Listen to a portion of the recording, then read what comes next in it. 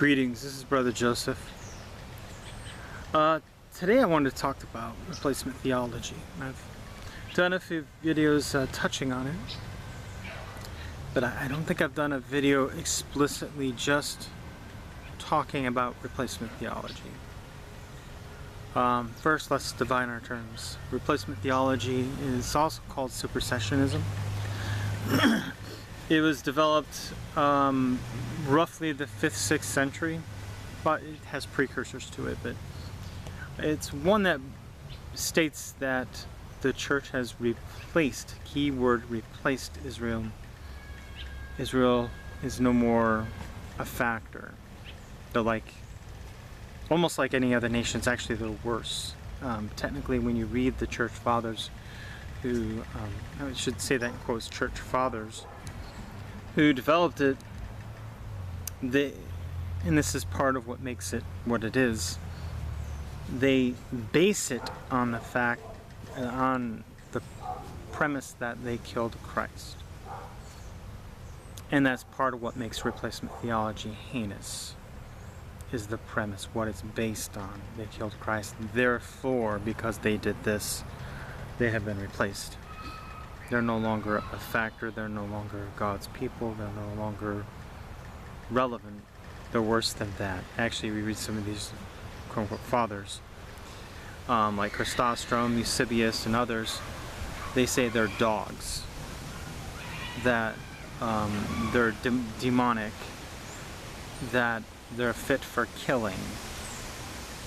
They say things like that. This is the premise of replacement theology. A lot of people who try to defend it want to ignore that. But it's there in the writings. It's there in the fathers. They base it on that. That's what makes it evil. That, and also the idea of replacement. When you go into the Bible, you especially read Romans 11, there's no way you can come across and say, yes, they have been replaced based on Romans 11. And there's other areas too of the scriptures that you can look and see.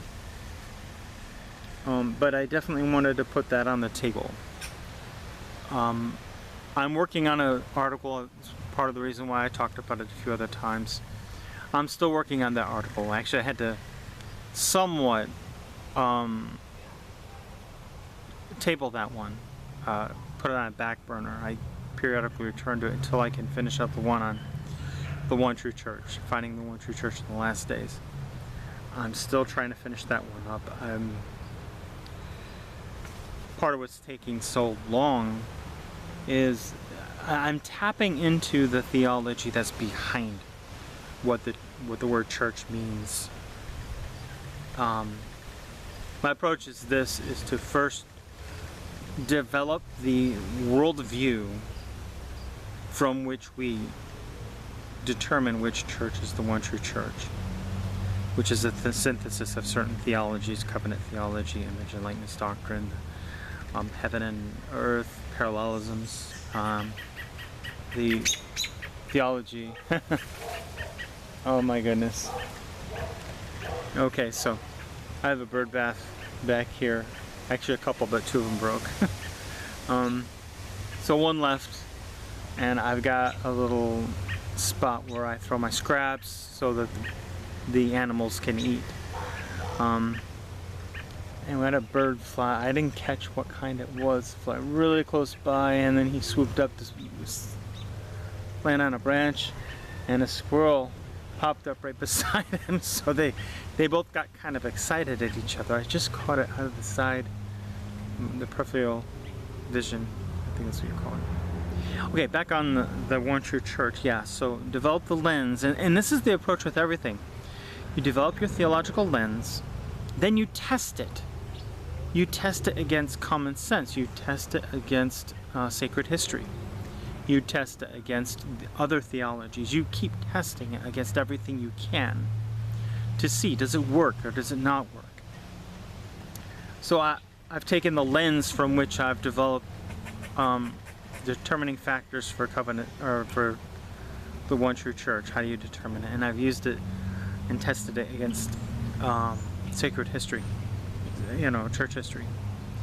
And it really works, and I'm overwhelmed by it, but it's taken some time to develop the lens, and right now I'm fine-tuning the portions that I've developed the lens, and I'm now dialing in to test it against sacred history. Well, I should say to refining the wording for that testing of history. I've already done that kind of in a loose way.